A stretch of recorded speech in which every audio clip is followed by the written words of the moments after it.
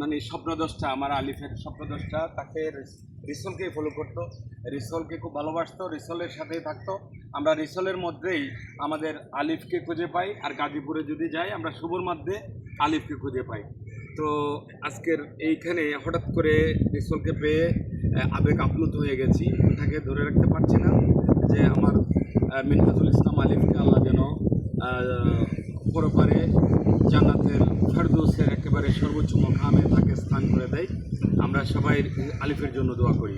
তার প্রিয় সাইকেল এখনও আমাদের বাড়িতে, আমার বাসায়, আমার বোনের বাড়িতে বাসায় শোভা পায়, অনেকগুলা সাইকেল এখনও আছে।